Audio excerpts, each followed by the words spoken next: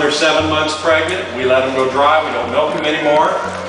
And from that group of 3,000, every day we have 80 to 100 calves born. And from that group, 4 to 6 sets of twins. Now I said we have 300,000 gallons of milk a day. You've seen the big tanker trucks around here, right? We fill 50 of those trucks a day, one every 4 hours in each of the 10 farms. So it's kind of a crazy busy place. Between 700 and 800 workers. We have 200 guys that come in the morning, 20 go out to each farm. And they milk the cows, clean the barns, feed the cows, mix the food and that sort of thing. They go home after a 10 to 12 hour shift. 200 more come in, 20 go out to each farm.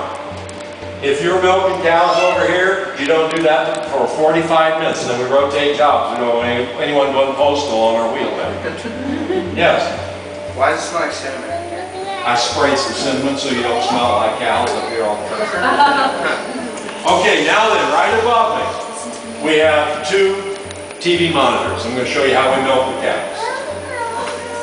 10 farms, 10 of these wheels.